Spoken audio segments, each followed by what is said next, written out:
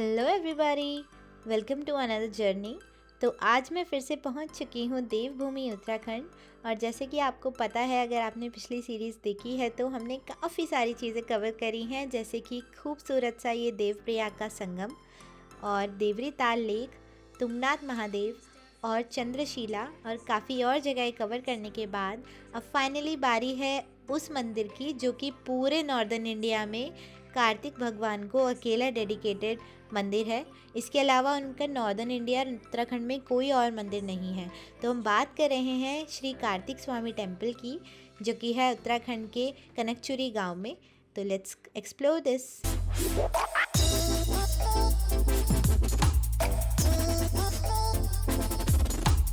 उत्तराखंड को कहा जाता है देवभूमि, और इसके पीछे बहुत ही गहरा रहस्य है कि सारे देवता यहाँ रह चुके हैं, सभी का वास यहाँ हो चुका है, तो इसीलिए देवभूमि कहलाता है।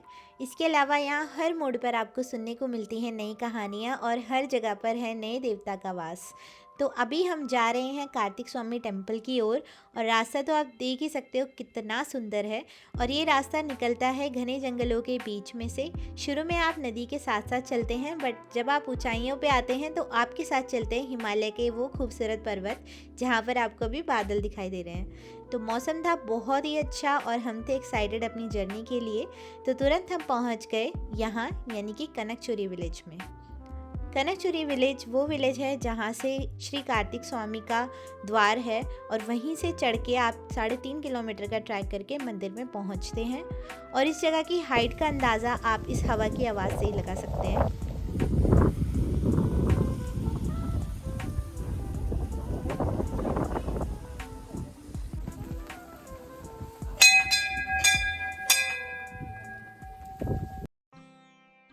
कनकचुरी गांव खुद में ही बहुत सुंदर है। तो अगर आप यहाँ रहना चाहें तो यहाँ काफ़ी सारे होम स्टेज अवेलेबल हैं रहने के लिए, जो कि आपको बिल्कुल विलेज वाली वाइब देंगे। जैसे कि आपको दिख रहा है कि ये प्रॉपर एक उत्तराखंड का जैसे गांव होता है, बिल्कुल वैसा ही ये गांव है। और ये है साइन बोर्ड जहाँ पर कार्तिक स्वामी में आपको क्या करना चाहिए क्या नहीं करना चाहिए वो लिखा है। सामने सीधा रास्ता है और यहाँ से रास्ता जाता है जंगलों में से, जिसमें कि आपको जंगल के रास्ते ट्रैक करना होता है। ट्रैक थोड़ा मॉडरेट है, मतलब अगर आपने कभी ट्रैक नहीं किया तो थोड़ा आप थक जाएंगे। और इसी का बंदोबस्त करने के लिए यहाँ सरकार बना रही है रोपवे। तो फिलहाल तो ये रोपवे एक्टिव नहीं है, अभी इसका कंस्ट्रक्शन चल रहा है। तो आपको इन्हीं जंगलों के सहारे आना पड़ेगा, जहाँ आपको दिखेंगे खूबसूरत से जानवर। इसके अलावा रास्ते में रेस्ट करने के लिए काफ़ी सारे ऐसे स्टॉप्स बनाए गए हैं, जहाँ से बैठ के आप हिमालय की ब्यूटीफुल सी वादियों को और पहाड़ों को देख सकते हैं और अपनी जर्नी कंटिन्यू कर सकते हैं जंगल के ट्रैक में।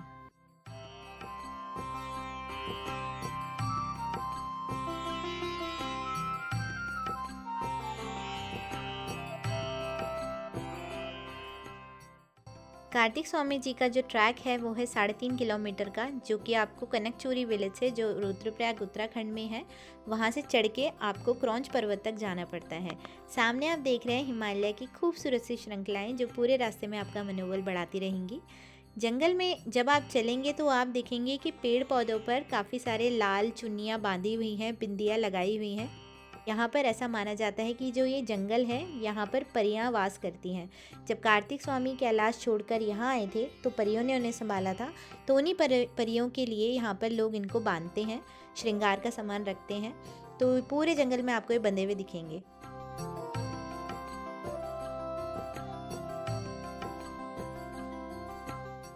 थोड़ा जर्नी पर आगे निकलकर आपको दिखता है क्रौंच पर्वत, जहाँ पर कि श्री कार्तिक स्वामी जी का ये खूबसूरत सा मंदिर है।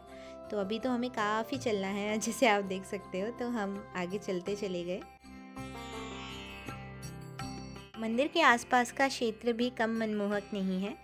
यहाँ पर आप कनकचुरी गांव का जीवन और यहाँ की संस्कृति के बारे में जान सकते हैं। और यहाँ पर अलग अलग बर्ड्स भी आपको देखने को मिलेंगी। सनसेट, सनराइज़, इस टाइम पर यहाँ पर बहुत ही खूबसूरत आवाज़ें आती हैं और खूबसूरत नज़ारे आपको देखने को तो मिलते ही हैं, क्योंकि ये मंदिर काफ़ी ऊंचाई पर बना हुआ है।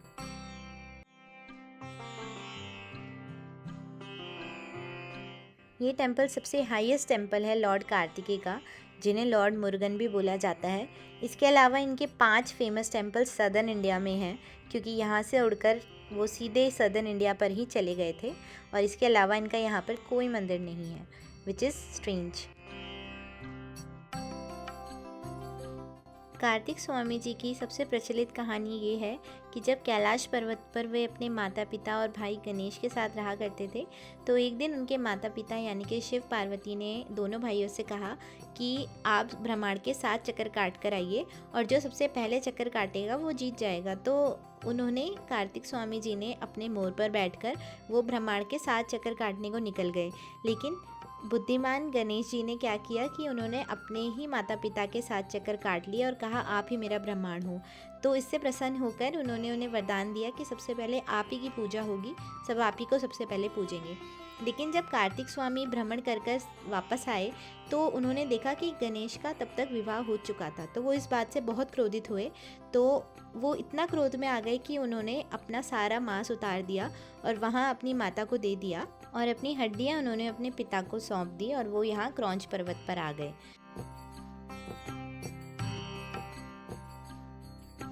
जैसे कि ये मंदिर जंगलों में बसा है और उत्तराखंडी भाषा में इसे डांडा बोलते हैं जंगलों को, तो गांव वालों के अनुसार इस मंदिर को स्वामीनाथ डांडा के नाम से भी जाना जाता है।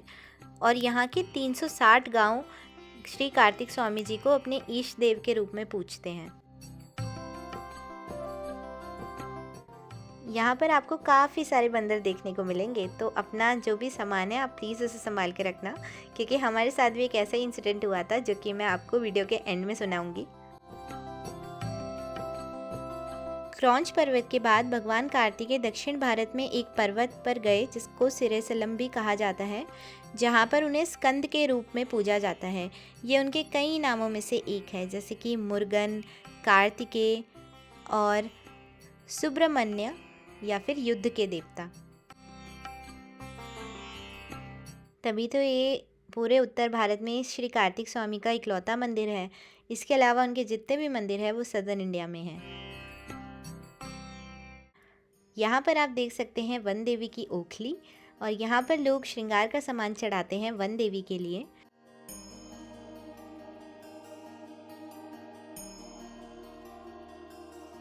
इस मंदिर की ऊंचाई इतनी ऊंची है कि यहाँ से आपको देखने को मिलते हैं हिमालय की श्रृंखलाएं, जैसे कि बंदरपूंछ, केदारनाथ डोम, चौखंबा पीक और इनके बहुत ही मनोरम दृश्य।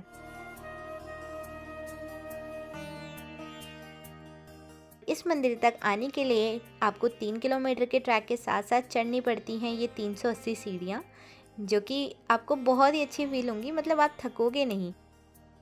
आपको जो देखने को मिलता है ना, आपकी आंखों को जो व्यू देखने को मिलता है वो आपके मन को भर देता है, जिसकी वजह से आपको थकान फील ही नहीं होती। मतलब इतना ज़्यादा मेस्मराइजिंग है ये जगह और इतनी ज़्यादा इम्पैक्टफुल है।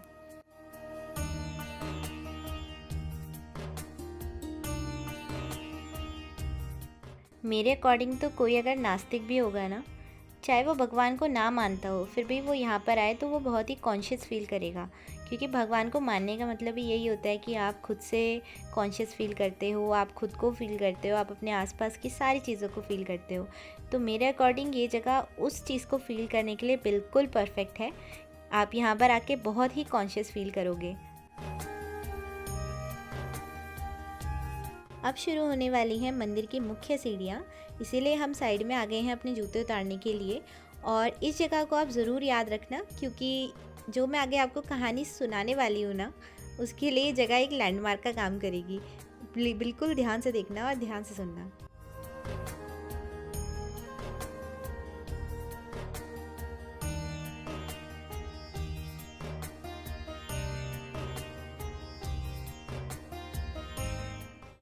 थोड़ा ठहर कर और आसपास के व्यूज़ को देखने के बाद हमने थोड़ी एनर्जी गेन करी और हम भी शुरू हो गए इन सीढ़ियों की चढ़ाई करने पर।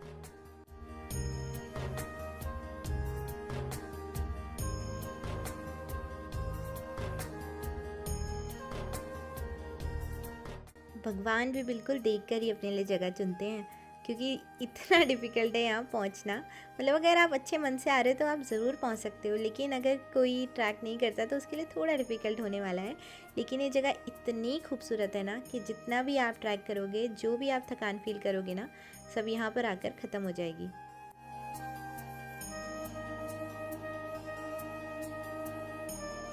इतनी सारी घंटियाँ यहाँ पर लोगों ने दान में दी हैं, जैसे ही भगवान कार्तिकेय किसी की कोई विश पूरी करते हैं तो लोग यहाँ पर उनको चढ़ाते हैं घंटियाँ या फिर कोई और सामग्री।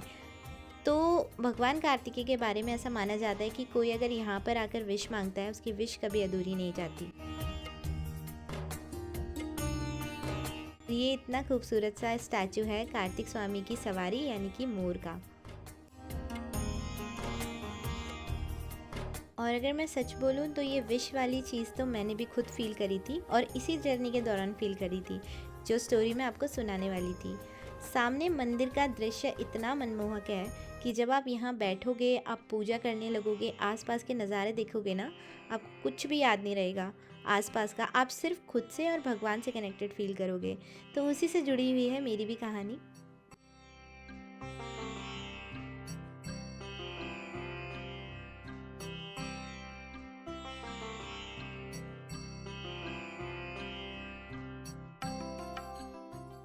सबसे पहले हमने काटा मंदिर का एक चक्कर और चारों तरफ से इस खूबसूरत से मंदिर को देखा और दर्शन किए।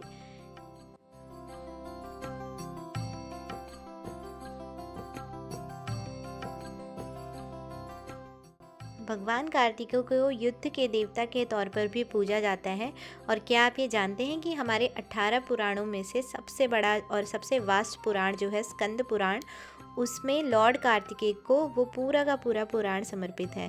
तो आप इससे अंदाज़ा लगा सकते हैं कि उनका महत्व कितना ज़्यादा है हिंदुज़म में।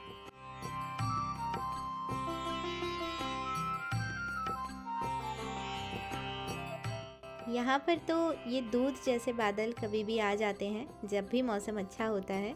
और इसी से जुड़ा है भगवान श्री कार्तिकेय को चढ़ाए जाने वाला चढ़ावा। तो जैसे कि वो अपने मांस और अपनी हड्डियों को छोड़ आए थे, अपने माता पिता को समर्पित कराए थे, तो यहाँ पर लोग उन्हें चढ़ाते हैं मक्खन का लेप, उन्हीं सब चीज़ों को न्यूट्रलाइज करने के लिए।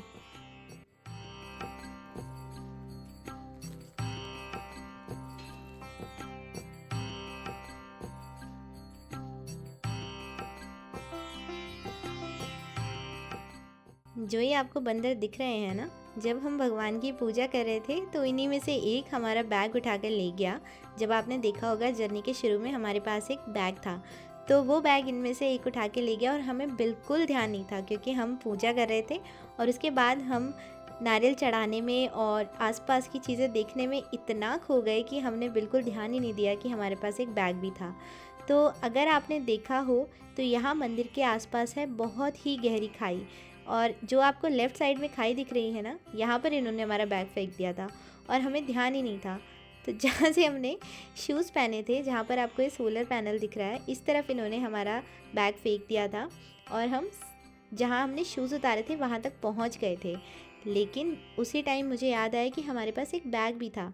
तो हम ये सीढ़ियाँ दोबारा से ऊपर चढ़कर भाग कर आए और मैंने भगवान कार्तिकेय को विश किया कि भगवान प्लीज़ मेरे जो बैग है उसको मत खोना, बिकॉज़ उसके अंदर हमारे सारे पैसे, मेरा वॉलेट, मेरे डॉक्यूमेंट सब कुछ थे, तो वो बहुत ही बड़ा लॉस हो जाता। और इमीडिएटली मैंने देखा कि वहाँ पर रुद्रप्रयाग से आए हुए कुछ लड़के थे जो कि नीचे वहाँ पर चढ़ के उसको निकाल रहे थे। तो उन्हें सिर्फ पर्स मिला और उसके अंदर बाकी का जो सामान था वो गिर चुका था, लेकिन पर्स एज इट इज़ वहाँ पर अटका हुआ था, वो एकदम एज पे था, वो खाई पे नहीं गिरा। तो ये मैजिक है लॉर्ड श्री कार्तिकेय का, जो कि मैंने यहाँ पर इस जगह पर फील किया। और अगर वो उस टाइम मुझे नहीं मिलता वॉलेट तो मेरा बहुत ही ज़्यादा लॉस हो जाता। तो आई थैंक लॉर्ड कार्तिकेय कि उस टाइम उन्होंने मेरी ये विश पूरी करी और मेरा यहाँ पर आने का कोई नुकसान नहीं हुआ, क्योंकि अगर ऐसा होता तो यहाँ से जुड़ी हुई यादें मेरी इतनी खूबसूरत नहीं होती जितना कि अभी है। और जाते टाइम हमें दिखे ये हिमालयन पीक्स जो कि जर्नी में और चार चांद लगा देते हैं। तो अगर आपको वीडियो अच्छा लगा तो आप मेरे और वीडियोस भी देख सकते हो। I hope you will subscribe to my channel because I create a lot of content like this. Thanks for watching and please watch my other videos for more. Bye bye. जय श्री कार्तिकेय भगवान।